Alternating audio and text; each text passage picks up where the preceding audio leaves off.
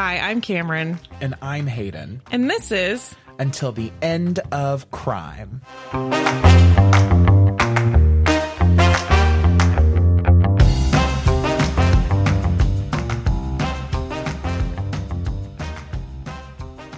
Hayden, have you ever considered a career in nursing? Funnily enough, I became a social worker, and now that I have a better understanding of what registered nurses do, I think about going back to school all the time. To be a nurse? Yes. Interesting. That's... You love being in school. I love school. You love oh my to God, be a I love student. school. Yes.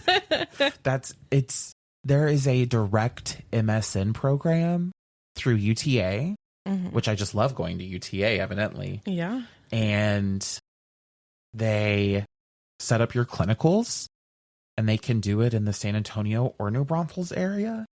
And so you can still take all of your classes however you want to. That is not even probably remotely why you asked me this fucking question. Yes, I've thought about being a nurse, and I think it's a really cool and admirable profession. Did you ever think about nursing? Oh, yeah.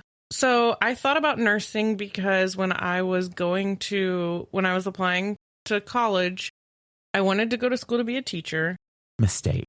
And my mom said no, that I was not allowed to go to school to be a teacher because teachers didn't make enough money.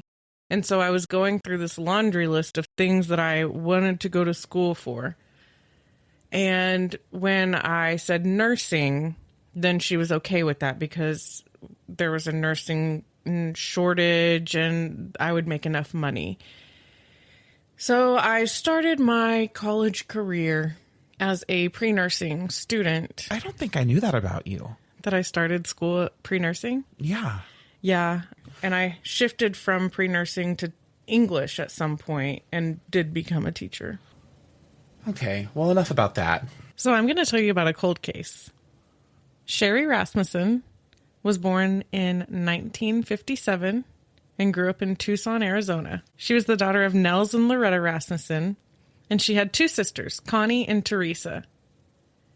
She and her sisters all attended the small Seventh-day Adventist school through 8th grade.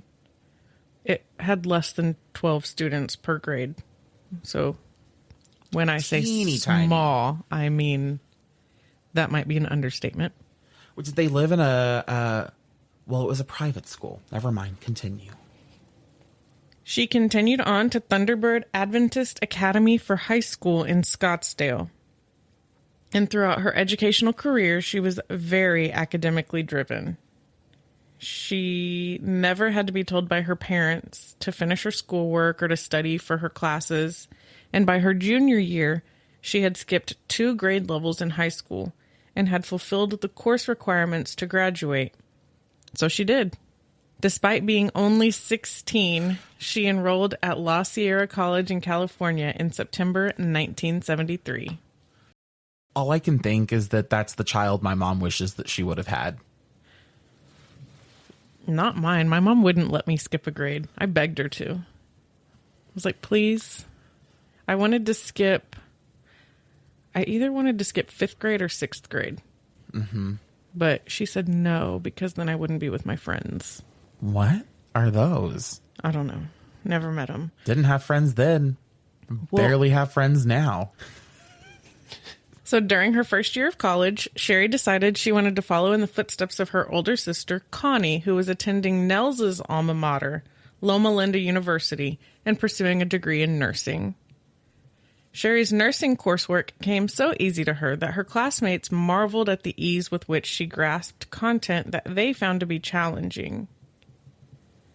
So Sherri was just an ace in everything. Yeah, she graduated high school at 16. Yeah. But if we really want to get into it, she was at a school where the ratio of teacher to student had to be small because the grade levels had about 12 people. Yeah. It's weird because then I feel like all of those kids should have graduated at 16 with such individualized instruction. Well, who's to say they didn't? At a private institute. That's true. You didn't qualify that. But I also think that some kids go for the experience. At Thunderbird Adventist Academy? Well, that's not quite what I mean, but they go for the, like, it's designed to be a 4-year thing, and some of them do it. Some of them are maybe more, well, and I don't know about Thunderbird, but through 8th grade, she was at that small school with only 12 people per grade. Right. So Thunderbird may have been larger, but she may have had the foundation that she needed to be successful, and she may not have been concerned about, like, if there was a prom or anything like that. Those things may not have been super important to her. I think for some people, those are the highlights of high school, and she maybe saw high school as a means to an end.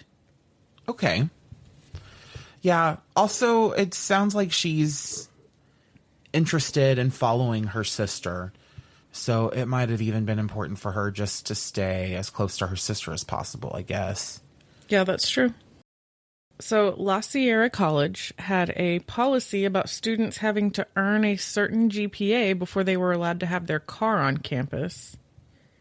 And Sherri qualified for this privilege at the beginning of her second semester.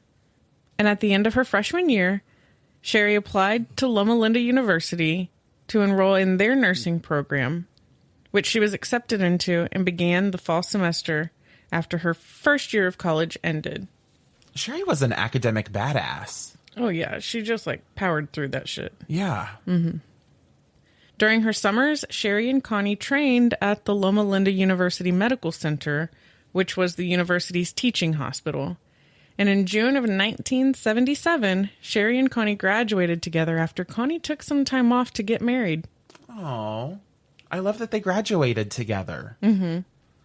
Connie got married, though.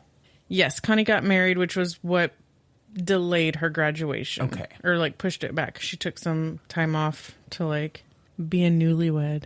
Good for her. Yeah. Sherri, at 20, had such a kind spirit that despite being offered a position in a nursing honor society due to her grades, she declined the invitation because Connie hadn't been offered one herself. Wow. I wouldn't do that for either of my siblings. I don't know that there are a lot of people that you would do that for. I would do it for Andrew. Yeah. Period. Yeah, that's it. After searching for good nursing programs that offered master's degrees, Sherri decided to attend UCLA in pursuit of her advanced degree. She started the program in September 1978. While simultaneously carrying that course load, she also worked shifts as a nurse at UCLA's medical center with a concentration in cardiac care. I could never. What do you mean? We literally did this. Yes, but it's different. Because it's a nursing position? Yes, it's a nursing position and it's nursing school. Well, you got your master's in educational something while teaching. I did. What did you get it in? Educational leadership and policy studies. While teaching? Yes. That's what she did, but for nursing. Yeah, but with nursing, there's like clinical hours. Well, I guess I had internship hours. Whatever. I still think that Sherri is a badass. She is a badass. Yeah. Yeah. So while working and getting her master's degree, Sherri was justifiably exhausted. Well, I have been there. Yeah, I have been there too. She finished her degree in March of 1980, and 5 months later, in August, her parents helped her find a condominium that she could move into in Van Nuys, which was a neighborhood in Los Angeles. Was she close to her sister in this condo? Maybe. I don't know. I know that there's a time she and her friend go meet up with her sister and her husband for dinner, so I think that they must have been close enough that that was a thing. Okay. So even if they weren't next to each other, they still lived in a relatively close vicinity. Yes. Okay. Like, go to dinner, meet for dinner somewhere type of distance. Yeah. I love my sister. and I enjoy spending time with her.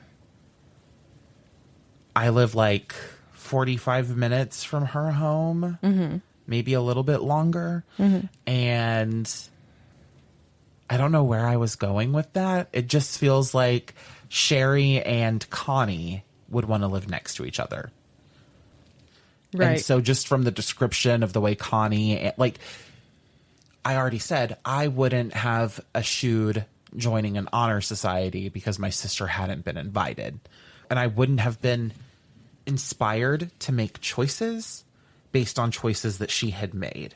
Right. And so I guess for me, I expect them to have such a close relationship that they have to live in a close proximity. Okay. That's fair. The neighborhood was ideal because it was considered safe, and being a nurse with an unpredictable schedule, Nels liked that the split-level condo they found had a drive-in garage. So regardless of the hour that she came home, Sherri didn't have to worry about walking alone outside. As a result of earning her master's degree, Sherri was promoted at the UCLA Medical Center to head nurse of the coronary care and coronary observation units, which put her into a supervisory role in addition to her nursing workload.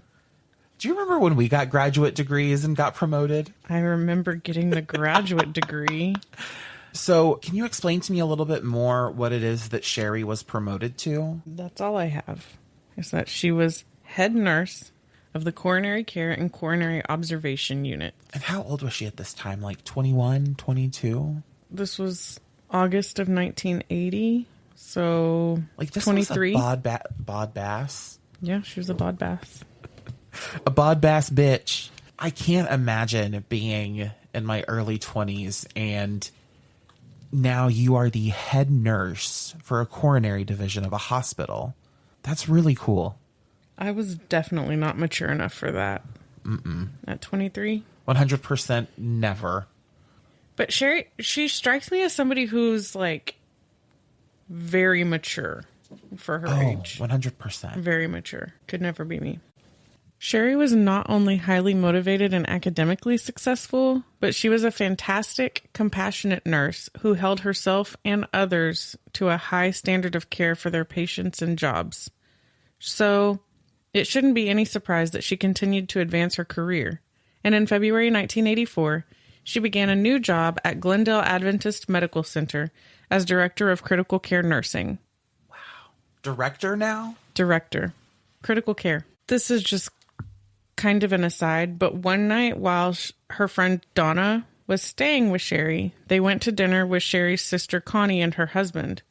And when they arrived back at Sherri's condo after dinner, they discovered that it had been burgled. But there was no word on who did it or what stuff was taken. Just she'd been broken into while they were gone to dinner. Sherri doesn't strike me as someone who would have been... She would not suffer from the same affliction I do, which is chronic shopping. And so, like, I know it was just an aside, but it really makes me curious as to what was burgled from her home. I can't even tell you how they knew that she had been robbed, assumably, but that her condo had been broken into. I don't know that information. Okay. Curious. So like I said, Sherri had become the Director of Critical Care Nursing, and about 3 months after beginning this job, one of her friends invited her to a party where she had also invited her fiance's close friend, the friend's fiance's. The friend's fiance's close friend, John Ruetten. She did this while assuring John that there would be single women at the party. Oh, because Sherri would be there. I don't think Sherri was the only one, but yes, because single Sherri was going to be there. And John kind of swooned when he met Sherri. When he saw her, he had to bring up the courage to talk to her. And then after their conversation, he begged his friends for her number. And Sherri agreed to go on a date with him. She invited John over for beef stroganoff. What an interesting dish for a first date. I'm only including it because according to her roommate at the time, Jane, Sherri came home from work with groceries that night, thrust them at her with a recipe, said she was going to take a shower and put fresh makeup on, and she told Jane to make the beef stroganoff. What? Because she told John that she was going to make beef stroganoff and then told Jane to hit the road. Wow, diva. I love it. Mm-hmm. I think the date went well. Okay. The beef stroganoff, I think, was pretty good because about a year after their first date, Sherri and John announced their engagement to Sherri's family. Oh, wow. That must have been some real good beef stroganoff. Jane really outdid herself. He's like, can you make that beef stroganoff again that we had on the first date? It was the bomb. And she's like, serve it at our wedding. Uh-huh. I mean, she probably, it was the recipe that she had. So she must have, and it was what, the 70s, the early 80s. So she must have gotten it from like a coworker or something, you know? Yeah, I think that's how people used to share stuff. The internet, yeah. Like they would write it down on before the button, cards. The share button. Yeah. Yeah. Okay. In the book I read on the case, there were several instances where friends and family's expectations of John fell short. How so? I mean, he's a man, so it makes sense. Wow. There were times like the roommate Jane said that for the first Christmas, they were decorating a Christmas tree, and Sherri loved Christmas. So she always wanted the decorations to be perfect. And they had put the lights on the Christmas tree, and she said that she felt like it needed more lights, that it could have shone brighter. And John dismissed that. He said, no, I think that it's fine. And Jane, which is a fine interaction, but Jane was just like, come on, she really loves Christmas. Just go get some more lights.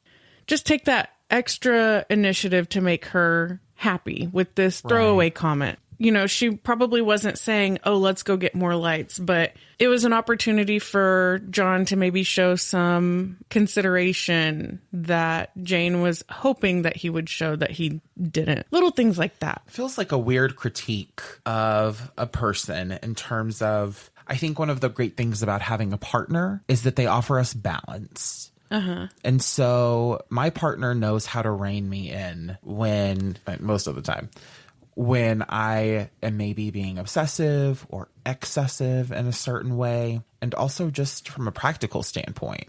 And so I just think what an interesting example for Jane to pull from as a critique of John. Yeah, it's one of the ones that I remember off the top of my head, because what Jane observed and her thoughts on it resonated with me, because I would feel the same way.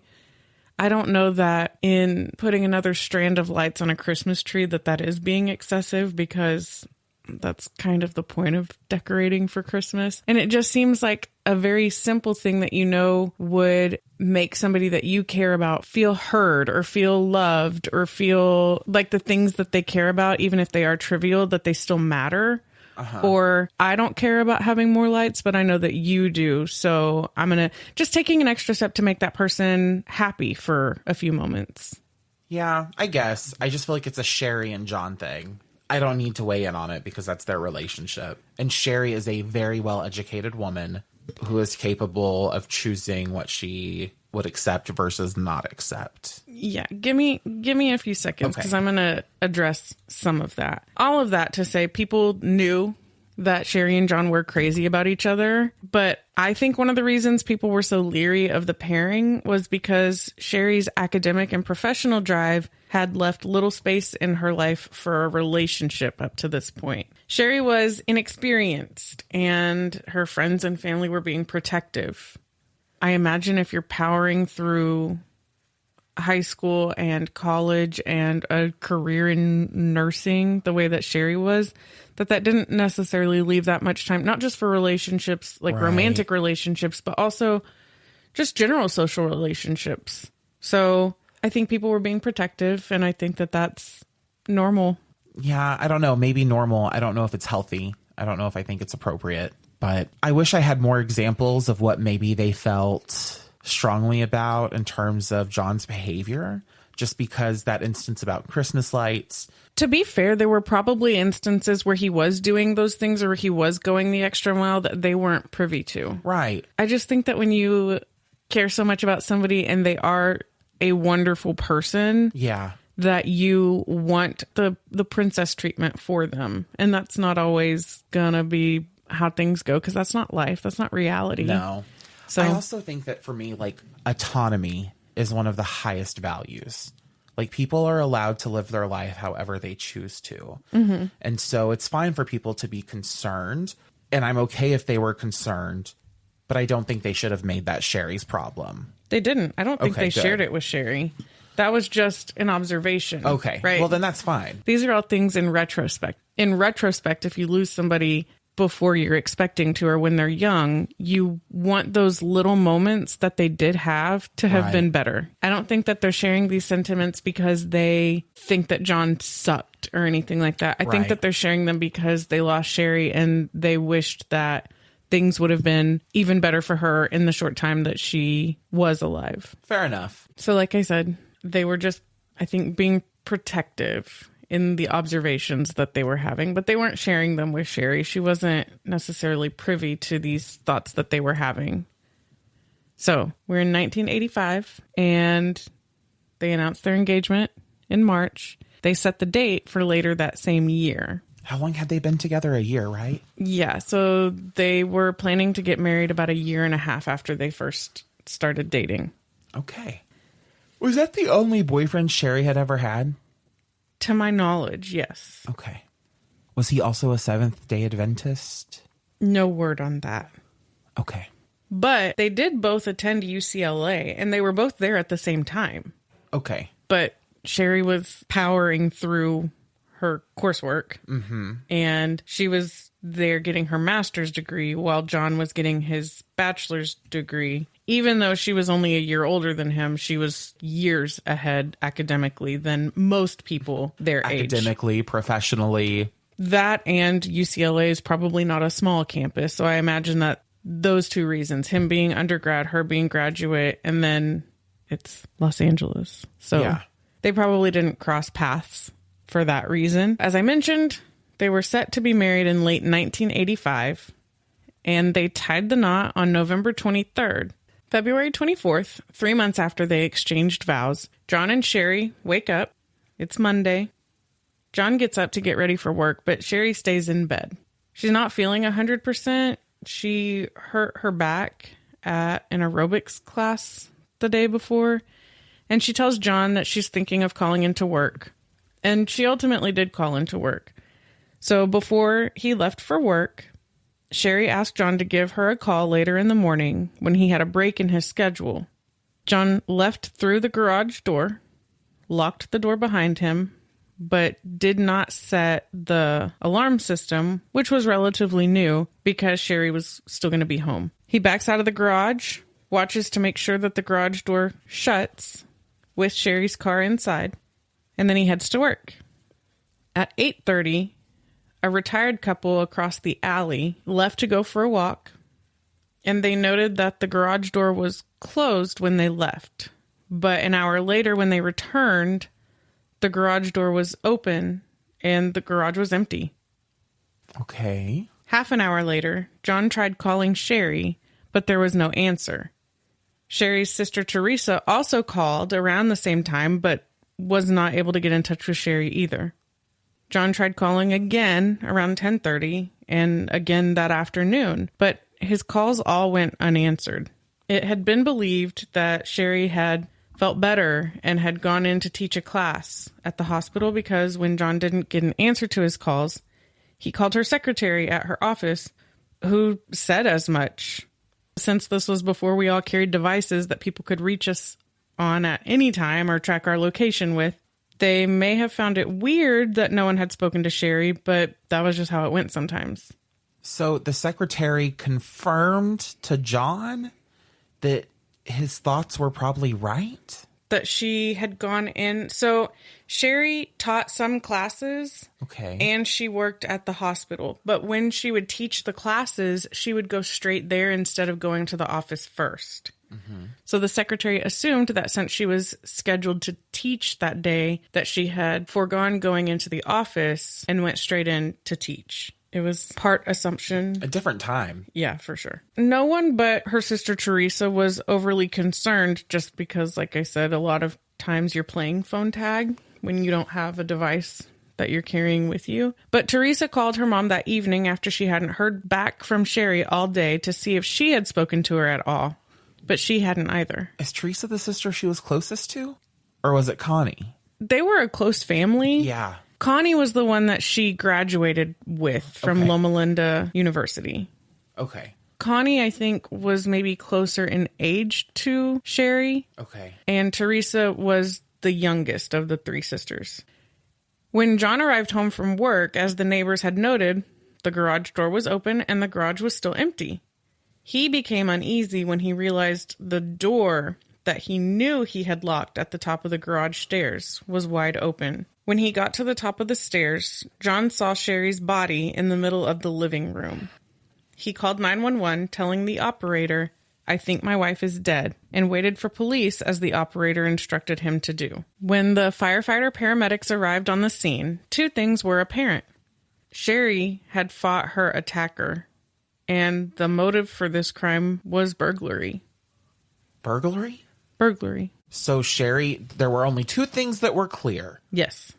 That Sherri fought her attacker. Yes. And that she had been burgled. Or robbed, I guess, if it was a physical confrontation. Yeah, burglary gone wrong. How did they know that she had fought back? There were signs of a struggle. Okay. There was a broken vase. There was blood flecked and smeared in several places, as well as a bite mark on Sherri's forearm. They knew that it was a robbery because there had been electronics stacked near the body, and they inferred that she had interrupted the burglary, surprising the intruders, who in turn had taken Sherri's life. Her car was gone. Her purse was gone. The place had been ransacked with drawers pulled out and dumped.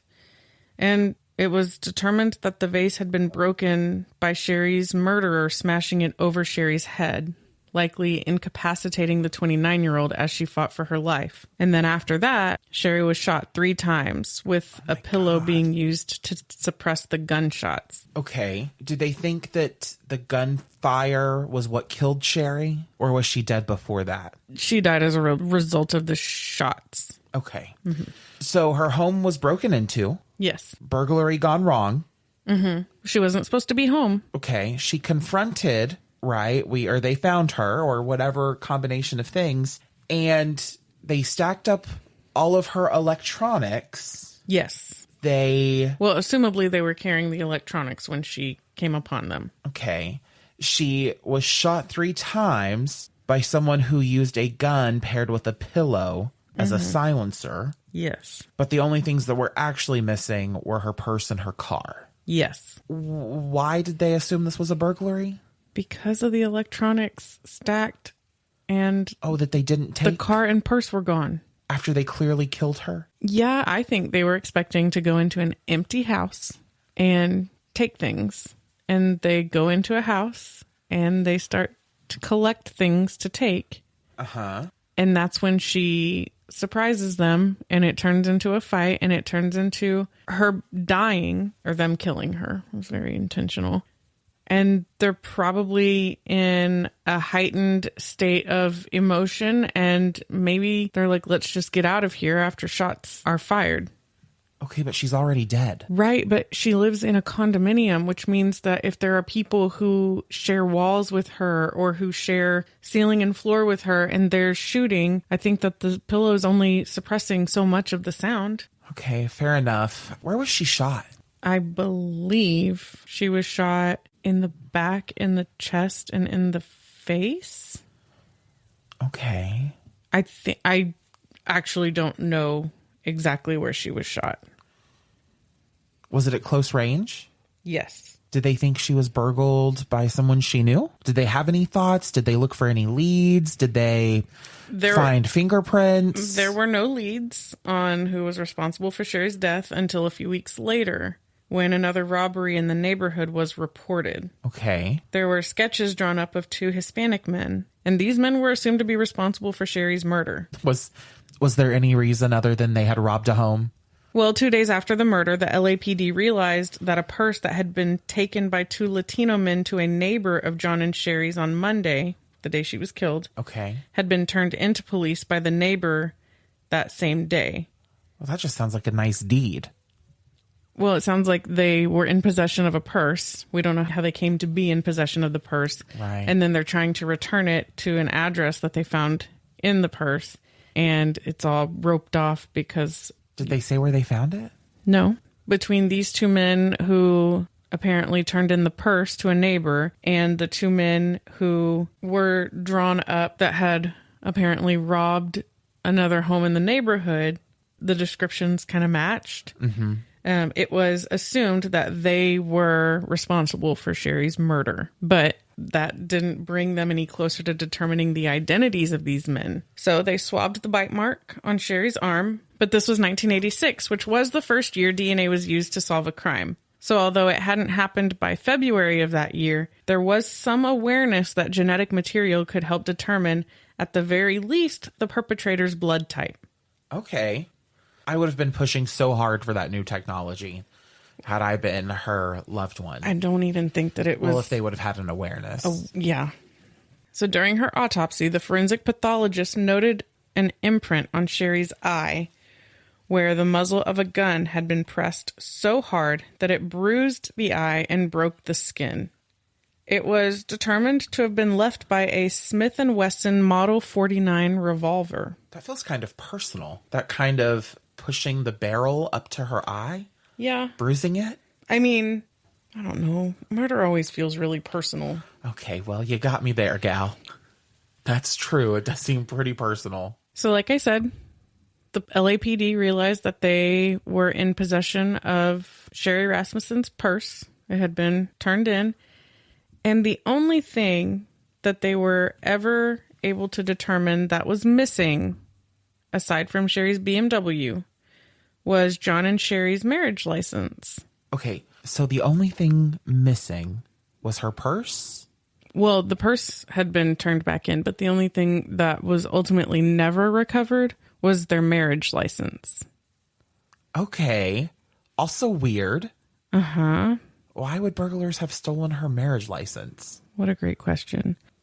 The police did not think that it was a random burglary at this point. Where was their marriage license? Was it like hung up somewhere? Was it framed? Was it something that...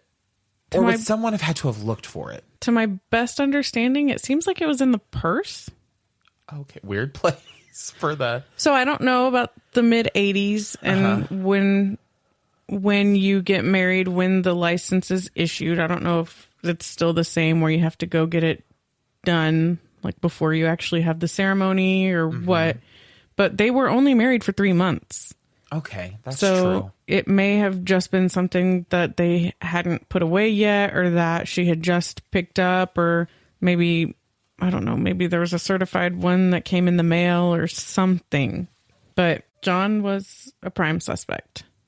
Oh, okay. You're acting surprised, but the only thing missing was their marriage license.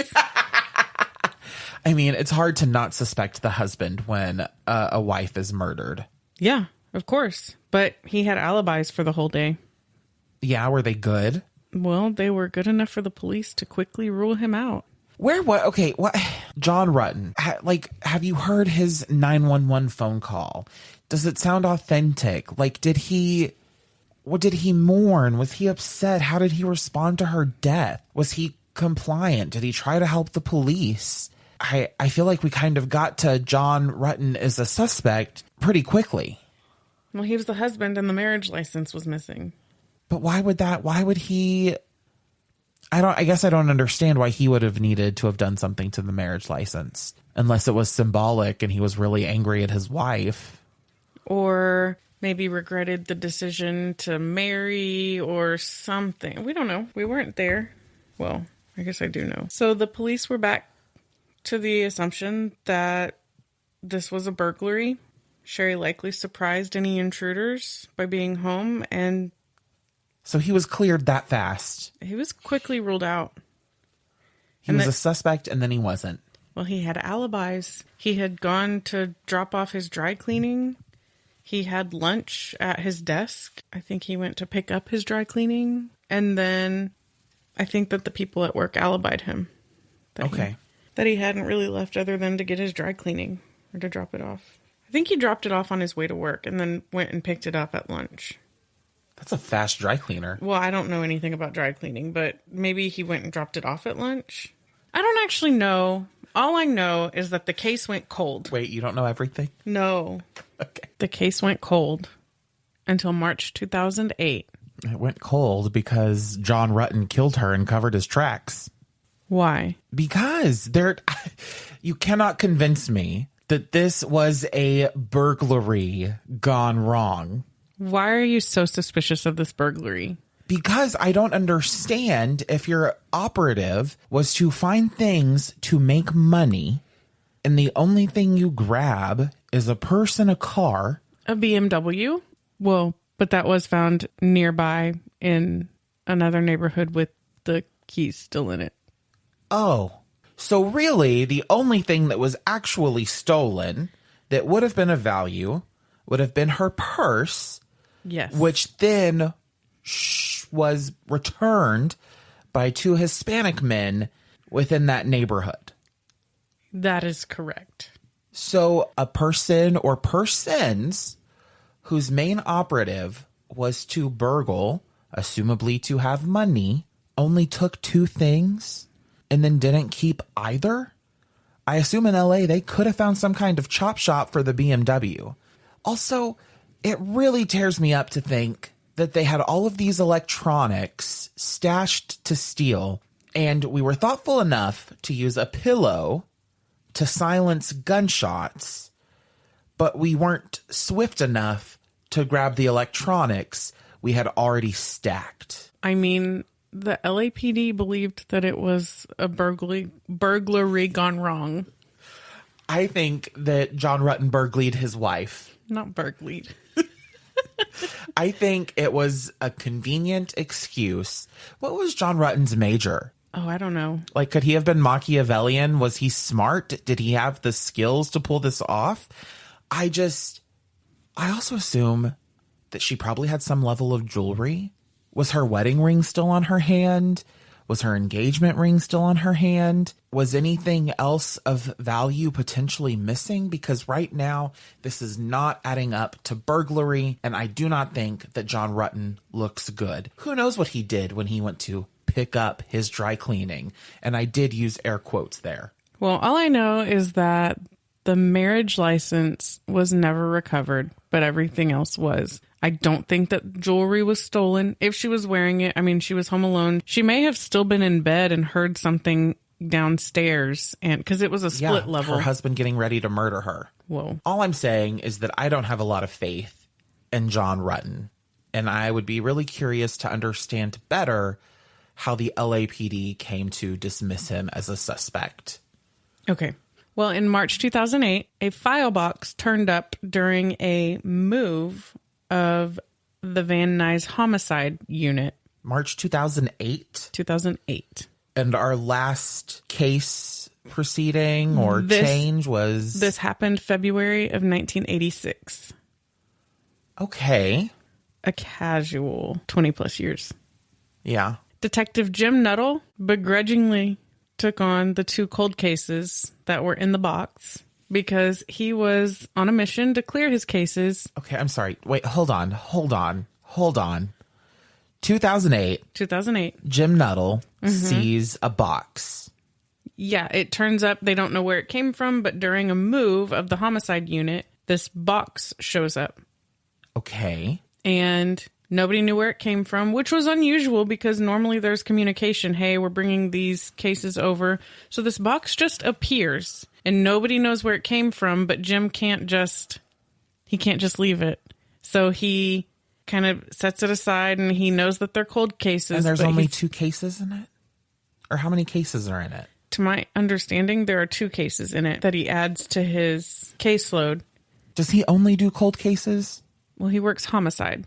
Okay. So when there's an active homicide investigation, then he's working that. But then when there's downtime, they're still working cold cases. But he wanted to clear his cases because he was about to be taking time off the following month when his wife was due to give birth to their first child. And He wanted to enjoy his paternity leave without being haunted by the unsolved cases that he was working on. Okay, he actually sounds like he's a good person, taking paternity leave, being a good dad. Okay, good for you, Jim Nuttall. Yeah. So when he returned in May, he had a new partner, and they understood that they were going to dive into these murders from the 80s at some point. They looked through the files within the boxes, but it was almost a year later when he came in and decided February 2nd, 2009, that he was going to tackle this challenge. After seeing how Sherri fought for her life in her condo, Detective Nuttall had hope that there would be evidence that could be used to solve this crime with 2009 tools that weren't necessarily available in the late 1980s. Like spit? Saliva? Yeah, maybe. I don't know. Definitely DNA. Sorry. I don't mean to jump ahead. I'm just thinking about Sherri Rasmussen's arm. Yeah, she did have the bite mark, which they had typed the blood left at the crime scene, coming up with Sherri's blood type, O, and likely her attacker's blood type, A. What blood type did John Ruetten have? I'm not sure, but it turned out that Sherri had a rare blood type that primarily read as O, but occasionally would read as type A. That's a disease? It's just a rare blood type. I thought there were only 4 blood types. Am I stupid? No, there's A, B, AB, and O. Okay. Well, I guess if you get into the RH, yeah, there are 8. And then there's this one that's O, but sometimes reads as A. That sounds perfectly right and fine. So Nuttall was back to the drawing board until he came across a note that criminalist Jennifer Francis performed a DNA analysis on 6 pieces of evidence from the Rasmussen crime scene, including that swab taken of the severe bite mark on Sherri's forearm. What the DNA showed from that test was that the person who bit Sherri was a female and not a Latino male, which created a different type of motive for Nuttall to look into than the random botched burglary that her death had been chalked up to. Yeah, we knew that was some racial profiling bullshit from the start. Yeah. Yeah. I mean, by delving into this new development, Nuttall, with the help of Francis, who felt strongly from the beginning that this was not a botched robbery, found that in the months leading up to her death, Sherri had on file with her hospital a report of harassment from one of her coworkers who had felt that Sherri had taken the job that should have been hers. And Sherri's friends and family had spoken to her on several occasions about a girl with a crush on John harassing her as well. So there's 2 women who were harassing Sherri. I think there were actually 5. 5? But they narrowed it down to these 2. But there were 5. I'll get into that a little bit later. Why were there... Okay, you're going to get into it later. I Sherri was don't a nice person. Yes, I don't have any information on that. Yes, Sherri was a nice person, but you know that can breed envy. It can breed resentment. It can, Contempt, jealousy, which are just synonyms to the 2 words that you said first. Animosity. So Nuttall honed in on these 2 leads, and at this point, he reached out to John and asked him about women from his past that Sherri had had run-ins with. And that was when he had learned about Stephanie. Stephanie? Mm-hmm. Stephanie was someone that John had met at UCLA during his sophomore year, which was her freshman year. And they had a sexual relationship, but as far as John was concerned, their relationship was never really exclusive or serious. Okay, like most men. Sorry, listeners, I just assume most of you are women. Or queer men. Probably. Straight men. We're glad you're here. Yeah. I'm not making this for you, but I'm glad you're here. But probably in the minority of our listenership. Yeah, you're listening because your girlfriend is listening in the car.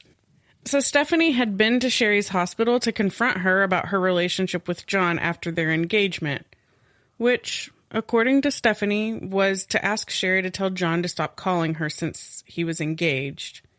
But according to those who Sherri confided in about the incident, was to threaten Sherri that if Stephanie couldn't have John, then no one could. Okay, psycho. That's an irresponsible word to use. The behavior is unhinged. Yeah, Absolutely. And also, there are two sides to every story. Mm-hmm. The truth is probably somewhere in the middle. Yeah, that's absolutely true. So while John was engaged or dating Sherri, Yes. his Friend with benefits from college. Stephanie Yes. was harassing Sherri. Yes. Were her and John still talking? Were they friends? Did they have benefits still? They did maintain a relationship that was it was strictly a friendship. They were not still engaging in their sexual relationship, but they did have a friendship. Absolutely not. No? Absolutely not. Sorry, you're not staying friends with someone that you used to fuck. I'm out on that one. Okay. That's fair. To each their own. Yeah, I guess. So up until this point, the family, Sherri's family, had known about this incident and other occasions that Sherri felt she was being stalked by a woman with crazy eyes, but they didn't have the name until John provided Stephanie's name. And when they started running these encounters by her, she had some vague awareness of them, but she couldn't really remember anything. The most challenging part, though, about finding out about this woman from John Ruetten's past, Stephanie, and Sherri's exchanges with Stephanie was that Stephanie Lazarus worked in the same building as Detective Nuttall as a detective for the LAPD herself. A cop. Yeah. And she had been a member of the LAPD since before Sherri's murder in 1986, working in various units. Oh. Okay. Were any of them in homicide? Home invasions? Burglary? Are you thinking that Stephanie was investigating the death of Sherri and happened to leave her DNA there as a result of showing up to the crime scene to investigate? No. Good, because there was no record of Stephanie working this case or being at the scene. Naturally, because she had been honing her skills through her work as a cop to pull off a crime. Maybe. I mean, she was one of the two people that it was narrowed down to. Okay. Because she had been working for LAPD since before Sherri's murder in 1986. And she worked in various units. Another aspect that made this a difficult case to work is that not only did Stephanie work in the same building, but so did her husband. So I'm going to back up a little bit, talk about Stephanie Lazarus's dynamic with John and even Sherri. It seems to me that she was someone he hooked up with. He said under oath that they had sex maybe 30 times. Maybe 30 times? Yeah. That doesn't sound super cash. Well, they met when he was a sophomore in college. So let's say 19. And at this point, he's almost 30. Okay. So they've known each other for the better part of a decade. I know, but he's been with Sherri since he was also an undergraduate. No, he's been with Sherri for not even 2 years. Oh, they were at UCLA at the same time, but they didn't know each other. Correct. Got it. Yeah. Which you explained earlier, but I thought they were both still at UCLA when they met. They just hadn't met each other early on. Okay, anyway, go ahead. No, they just had the opportunity to meet, but they never actually did cross paths that either one of them recollected, I guess. But yeah, so he and Stephanie potentially had 7 years of off and on hooking up, and I imagine a lot of that happened when they were in college. Yeah. Okay, so, well, that makes more sense. I don't think that 30 times is necessarily indicative of... No. Well, I don't know how I feel about it, but go ahead. Okay. But one of the times that they had sex was after she begged him to. She did not handle the knowledge that John and Sherri had gotten engaged very well. And she became, I think, manic and was begging John to come over because of how distraught she was. And then when he was there, she begged him to have sex with her. And eventually he did. Okay. Do that. Okay. So John had been engaged to Sherri. And then he just goes and has sex with Stephanie? He said he didn't really know what to do because she was so distraught and erratic at that time. Okay, I don't give a shit. Why did you ask Sherri to marry you and then Crazy Town calls you and cries and you have to go and have sex? Well, they what? They had maintained a friendship. Okay. So she was upset and she called her friend, but it just turned out that she was upset because her friend. No. At the very least, that's manipulative. Oh, it's 100% manipulative. Right. It's not at the least. And then at the least, he's a fucking idiot. At the worst, he wanted to do it and he was complicit. And not only, okay. Sure. Okay. Stephanie and John definitely didn't kill his wife together. They didn't plan that together. All I know is she did not handle the news that Sherri and John were engaged well. She wrote to John's mother. Okay. To tell her how upset that his relationship with Sherri made her after she found out that they were planning to get married. I thought they were just friends with benefits. Why is she writing letters to his mother? They met when they were still teenagers. And so, assumably, you introduce, if they live nearby, you introduce your friends to your family that you meet at college, the people that you're close with. So, I don't know. To me, it's not that surprising that she knew his family because they met when she was 18, 19, and I don't necessarily know this, but if he was from the area or if his family came to visit, he probably introduced his friends to them. All I know is that they had a situationship at best. Nothing was official, but it was also not nothing. Okay. Especially for Stephanie. And there was a time that Stephanie came to their condo after John moved in because she needed John to help her with maintenance care of some sporting equipment. And let me guess. He helped her. He did. Okay. I think that it was just a ruse. I think that she came around. You think so? I do. I think she came around to try to intimidate Sherri and assert her self-perceived dominance. Oh my God. I think that's the same reason that the time where she came to the hospital to either ask Sherri to ask John to stop contacting her or to basically threaten Sherri. She was scantily clad, dressed in a way that would show off her body, which Stephanie Lazarus was athletic. Okay. She was an athletic person. She was working on her fitness all the time. So was Sherri athletic? Was she? Sherri was. And okay. Sherri was tall. She was like 6 foot. She was not a short stature woman. Okay. But again, I think that the reason that Stephanie was showing up, not wearing a lot of clothes and all of that, was to try to flaunt herself to Sherri in an attempt to make her feel lesser. It didn't really work because at the end of the day, John was with Sherri. Except for when he was fucking Stephanie, but go ahead. Oh my God, that was one time. Yeah, one time that he reports. I was just quoting Mean Girls. Oh, wow. Well, missed opportunity. Yeah. Okay, back to the investigation and the newfound problem that investigating someone in your building and department brings about. There were decisions that were made by the small group that was working on the investigation that didn't always follow protocol. Because Stephanie had worked in the internal affairs unit, it was assumed that she had friends there. So they opted to not go to internal affairs with this investigation. At least not at first. Ultimately, they did brief someone higher up in their department, and by this point, they were attempting to surreptitiously collect DNA of Stephanie. So the internal surveillance unit, which was a subset of the internal affairs unit that operated far more clandestinely than internal affairs, was put on the case, and they began surveilling Stephanie. And they gathered a cup that she discarded and took the DNA to the lab. A big part of the secrecy was obviously they didn't want to tip off Stephanie or any of the contacts that she had made over her tenure at the department, but also in case the DNA did not come back as a match. But that ended up not being the case. Stephanie Lazarus's DNA came back as a match to the DNA left via biting Sherri's arm.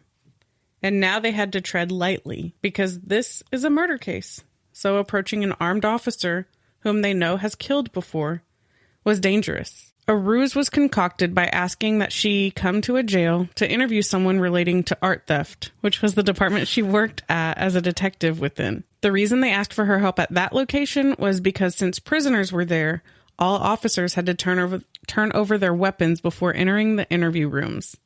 When they got her into the room, they began talking to her, but not about art. Instead, they started asking questions about John Ruetten. Okay. And his wife's murder. Okay. Stephanie played dumb. She couldn't remember basically anything about that situation. She downplayed her relationship with John, which I think he probably wished she would have done 2 decades prior. Yeah. And she eventually realized that she was a suspect in the murder of Sherri Rasmussen. But the detectives that had worked the case were very careful to not reveal their hand to her. So she didn't know all of the evidence they had against her. She asked to leave and said she would need to seek legal counsel. So they let her step outside of the room, at which point they cuffed her and read her Miranda rights. I'm just going to fast forward through the trial stuff. She was convicted of this murder despite never copping to it. Okay. This part is irritating, to say the least. Sherri's family told the police from the beginning to look into this lead. Oh my God. But they never took it seriously, or worse yet, they did take it seriously, but in the 1980s and 90s, LAPD was maybe a little bit corrupt. And I don't think it would be impossible to imagine that there might have been some thin blue line bullshit at play here. The second cold case file in the box that contained Sherri's files from 1988 ended up having been committed by an LAPD officer as well. So it seems that whoever mysteriously left the box amidst the chaos that moving the homicide unit likely created probably was aware of the identities potentially being affiliated with the police force and found an opportunity to alleviate themselves of this knowledge and guilt by dropping off the box during a chaotic move. Wild that we find ourselves in a... Okay, first off, was John Ruetten found to be like in cahoots with Stephanie? Did he have any kind of connection in this whole ordeal? No. The only connection that he had was that he had known Stephanie and that they had had some sexual relationship that she played up in her mind. So if he wasn't, how did this affect him? John was devastated that he had, I want to say that he had met Sherri because he felt like by him meeting her, that was what caused her death. Knowing him was what caused her death. But Stephanie Lazarus killing her is what caused her death. Right. Not John Ruetten. Yeah. And Stephanie had a lock-picking kit.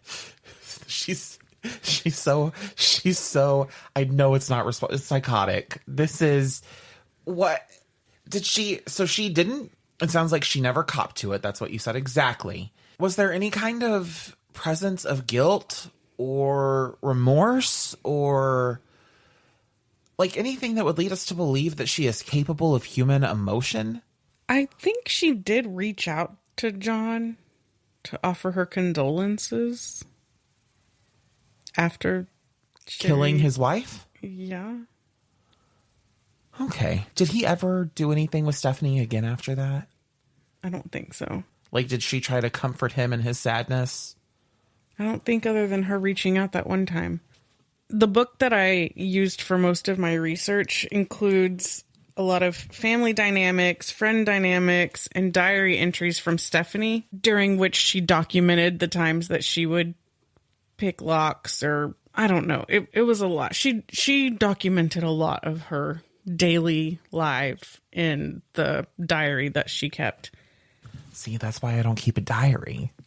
Some people don't find it out your crimes. As far as I can remember, there was another time that Stephanie had picked the lock to Sherri and John's condo, which left no trace of forced entry either time that we know of her breaking into their place. But I would not be surprised if she had broken in more than once. So, was she caught breaking in? Well, she was caught by Sherri after she broke in. When Sherri died? Yes. Okay. But never other than that? I'm not sure, because they did have a security system installed I want to say after the marriage, but before the murder, which that was just a 3-month span. So that's a fast turnaround for that. I don't know if they caught her breaking in or if they just realized that somebody broke in, and if the diary, I can't remember if she mentioned something about going, I don't remember. Okay. I don't know how this was. I honestly could also be making it up. That's completely possible too. But I'm pretty sure that there was one other time that we know of for sure that Stephanie Lazarus picked the lock to Sherri and John's condo. Okay. She was surprised that Sherri was home and attacked and ultimately murdered Sherri. And then she staged the scene for her fellow officers to believe that this was a robbery gone wrong. She took the purse, but disposed of it not far away, which is probably where the men found it, and tried to return it to a crime scene. She left Sherri's BMW with the keys in it in a neighborhood that was either known for crime or that had a high auto theft rate, and it was recovered a week after the murder. The marriage license was never recovered, and the most suspicious thing that should have led detectives to a motive. But alas, we had to wait for the early 2000s cleaning up of the LAPD to take place so the appropriate perpetrator could be identified, convicted, and locked away, even after she carried a badge and a gun of her own for more than 2 decades after committing this crime. Oh, and remember the gun that left the mark on Sherri's cheek? Yeah. The Smith & Wesson .49 revolver? Mm-hmm. That was commonly used as a backup weapon by the LAPD. And Stephanie had reported hers missing or stolen within days of Sherri's murder. You can actually watch all of her interrogation tapes. It is quite interesting to see this person try to navigate this interrogation that she doesn't, like, as she's realizing that what is going on. But anyway, so Stephanie killed Sherri in a, if I can't have him, no one can type of fashion. And John did go on to get married again, but it wasn't to Stephanie. They didn't have any relationship or interaction again, as far as I know, until her trial. Yeah. Where they had to be in the same room because he testified. It feels, I get so caught up in the constructs of good and evil and the difference between the two. And I don't think that, I think when we talk about instances like Sherri Rasmussen and Stephanie Lazarus, we're not talking about someone being good or evil. We're talking about someone with the absence of morality, of goodness, of being decent.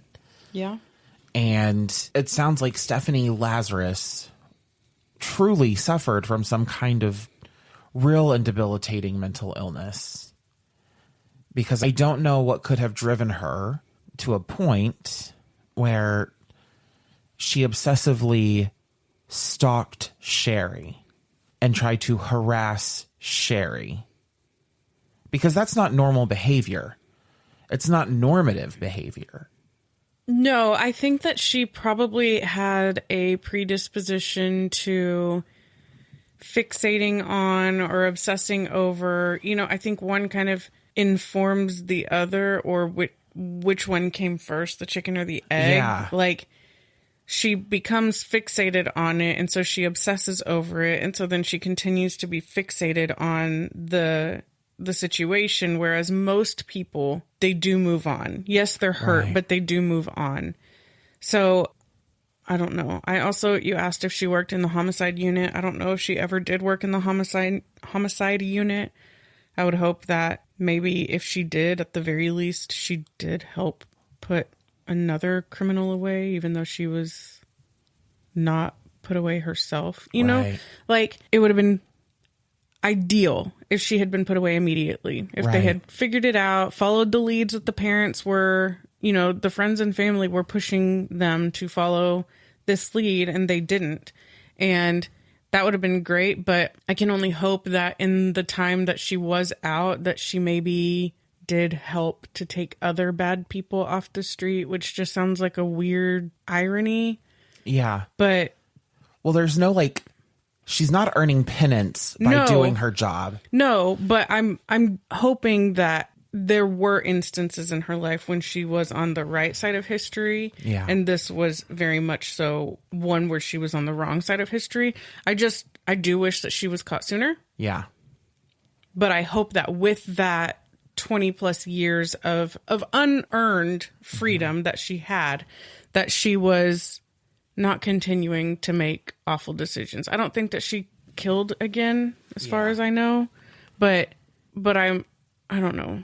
I'm trying to do a silver lining thing, but I don't know that you can do one because there was a lot of justice that was very delayed in this case, and it's frustrating because it shouldn't have been. I think that what you're talking about poses a really interesting question from the perspective of personality and behavioral dynamics, because Stephanie Lazarus, there is something about her personality, about her emotional makeup and traits that pushed her towards becoming a police officer, but also pushed her to kind of terrorize and ultimately kill Sherri Rasmussen. Yeah.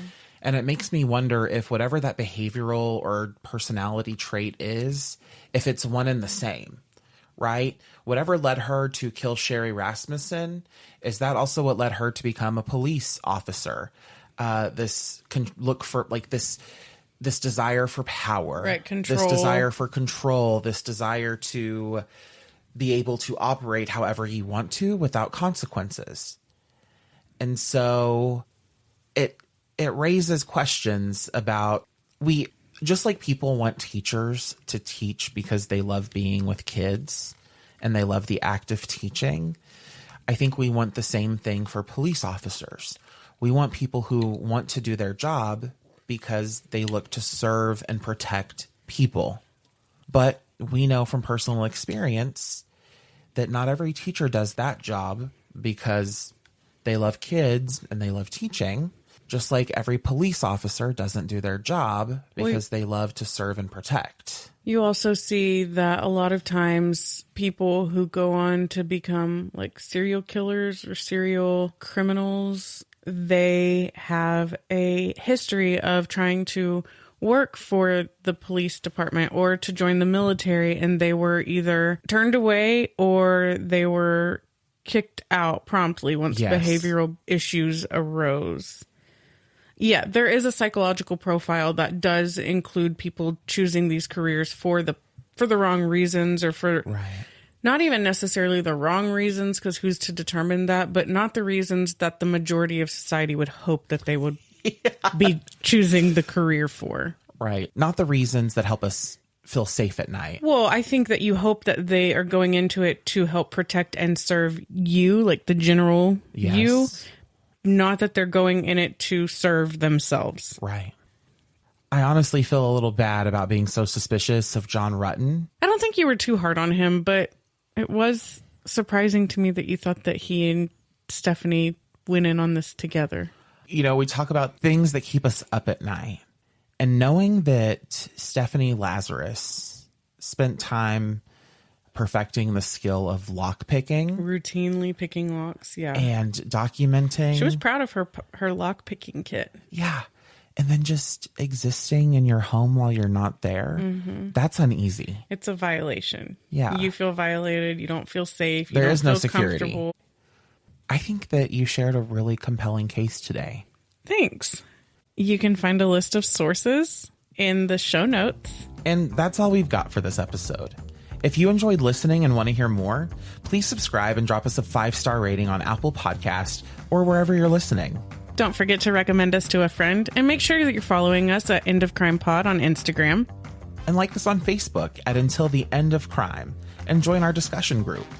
Our email address is endofcrimepod@gmail.com, so send us an email with questions, requests, or episode suggestions. Thank you for listening. Until the next crime.